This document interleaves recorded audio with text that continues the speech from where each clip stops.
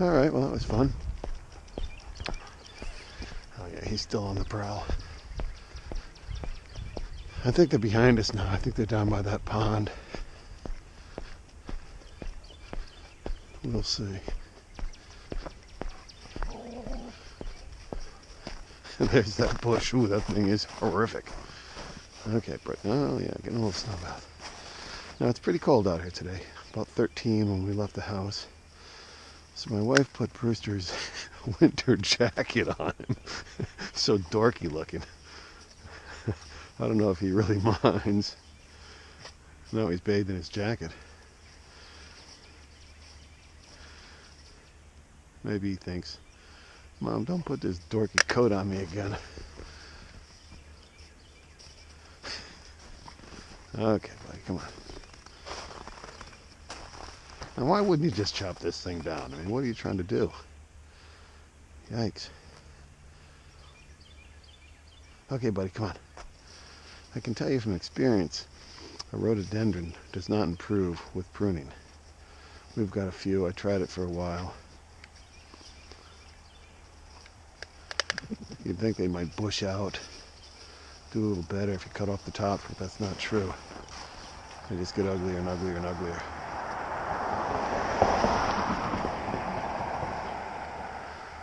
Okay, come on, buddy. Okay, enough of that.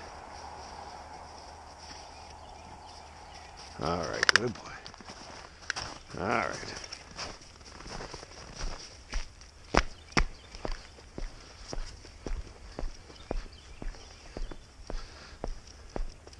Let's see if he goes to his favorite spot, which is up by this ADT sign. He loves to go up there and roll on his back. He skips it. He said, I just rolled on my back. No need. Attaboy.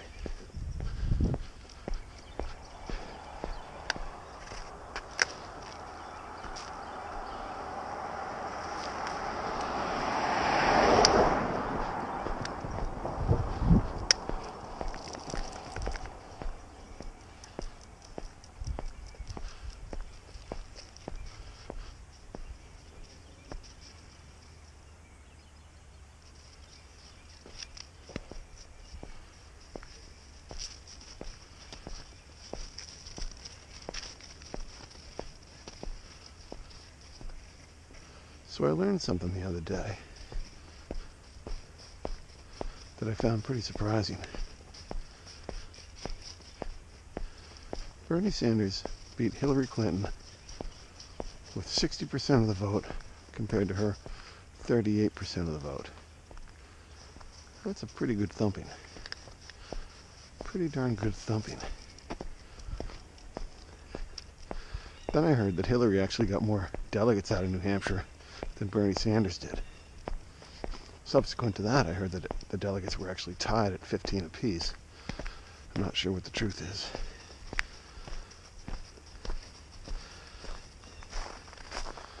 If she actually got more or they're tied. But either way you look at it,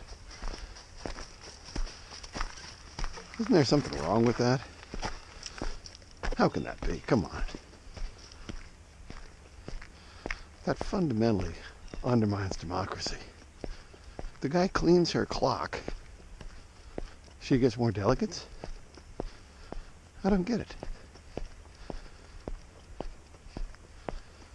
I know they have super delegates, but isn't that just another word for party bosses? Isn't that reminiscent of backroom deals, cigar smoking, good old boy network? Now, I know the Democratic Party hates that image, the good old boy network. They're all about inclusivity. That's great. But somebody loses big, and all the insiders say, doesn't matter. We're going to give that person the votes anyway. Good morning. Hey, sweetie. Come on, Brewster. Say hello. Be a good boy. Good. How you doing today? Oh, it's freezing. It's freezing. I got my Elmer Fudd hat. We got a little coat on Brewster. He loves it. All right. We'll see you later. You too. Okay, stay there. Now that guy just moved into this house right here.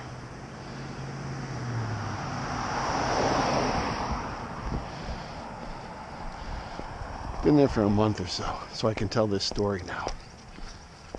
One time I was coming along this road. It was probably exactly where I'm standing right now. It's coming the other direction, but I looked up towards that recycle bin. You see that it's kind of a wooden box next to it. Obviously that's where they keep their garbage cans. So I'm coming along this road, coming up this hill. I hear a noise over there. By the way, it's about, maybe 8:39 in the morning, something like that. I hear a noise over there. I look over, and there's the guy who lived in the house prior to that guy. He's just dropped something off in the garbage, apparently. Put the lid top to that wooden container. I look over to my left when I hear the noise. There he is, cutting across the driveway. Not a stitch on. Nada. Completely naked.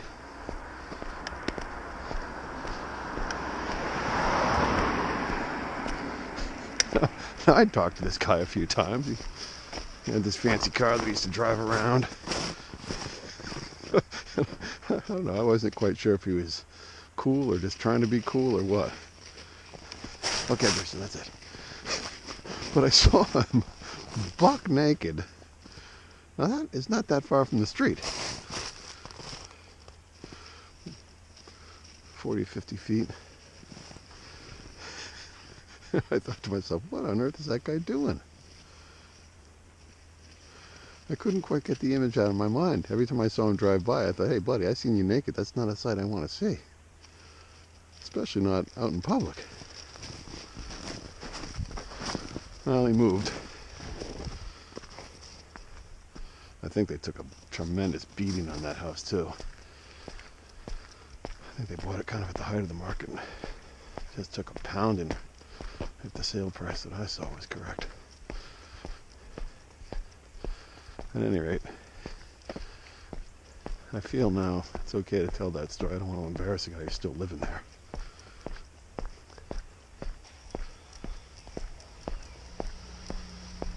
But back to the Hillary Clinton issue. It feels like all the way along, more or less, the fix was in for Hillary, which is fine. If you want to nominate Hillary, that's fine if that's your choice for that party. But maybe I shouldn't say it that way. It's not fun to have the fix. There still needs to be a little competition. There still needs to be the voice of the people. Isn't that what a democracy is all about?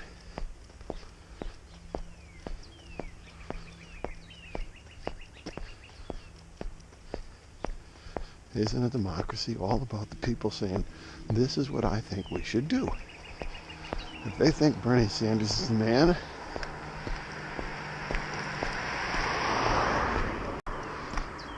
that's their right. The Republican Party is more or less in the same spot. At this moment, Trump is winning. And I think most of the leadership in the Republican Party is befuddled. How can this guy be leading? He swears in public, he says stupid things. People just ignore it, vote for him anyway. I think both parties don't realize how much the electorate hates them. Okay. Okay, buddy. Easy. Brewster, come on, don't fight me.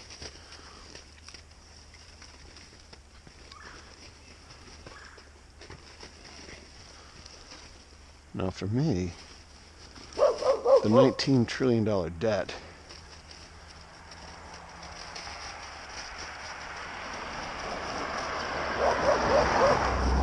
is what I hate. Brewster, stop pulling so hard. You know I'm not going to let you go there. That's what I hate. All the social experiments, hey, whatever. Uh-oh, he's got a frozen foot. That's not good. Okay, come on over here, buddy. But that kind of debt, that's the death of the nation. So I'm willing to vote in just about anybody that I think could turn around that. Come on over here, buddy. Brewster, this way. This way. You know you have to follow the leash out. It seems to have taken care of itself, but I'm not sure that'll last.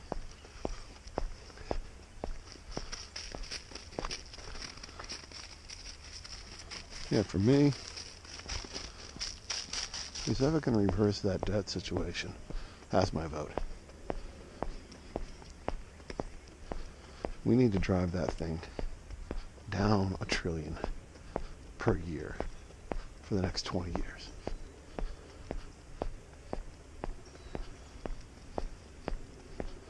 Imagine how much money we could save, how much money we could use for schools, bridges, public assistance programs. I think we're paying something on the neighborhood of $250 to $300 billion a year just on interest. Interest. I'm not talking about principal. I'm talking about interest on the debt. Brewster. Brewster. Okay. He's still got deer on the mind. You can see some deer tracks right there, by the way.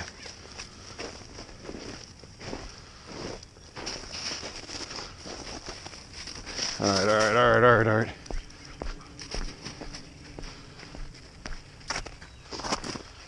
So on both sides of the equation, people are just furious.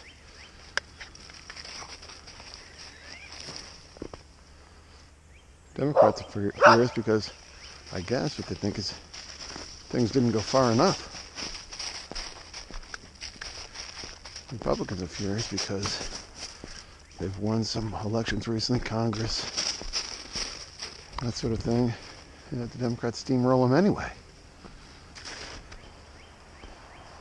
Both sides are furious. It's clearly the year of the outsider.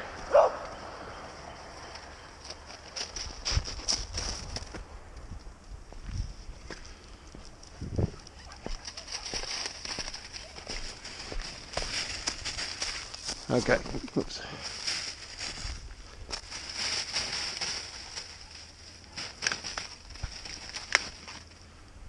I say, let the people vote the way they want. If it ends up Trump being Sanders, well, one of them's going to win, one of them's going to lose. It's going to be a revolution either way.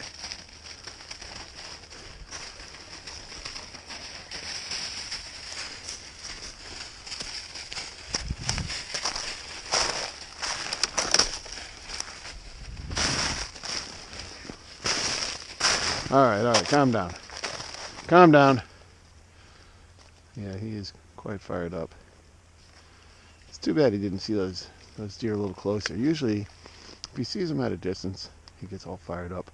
When he gets pretty close, he knows he's kind of done his job as a hunter.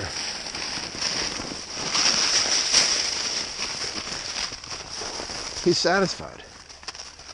He's satisfied, but he didn't get that feeling of satisfaction because he saw them from a distance and never got any closer. Now, usually his distance vision isn't all that good, by the way, but since they were so perfectly silhouetted against the snow and you could see them walking brightly lit by the sunshine, the snow kind of flickered in the background as they passed over these various patches of white. There was just no doubt what it was. He could see them, I could see them, and he's been fired up ever since. Anyway, enough of that. That ought to just about do it. Come on, buddy. Give us a nice look. Give us a nice look. He says, nah, I'm too busy.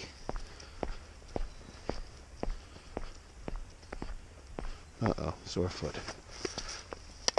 Frozen paw.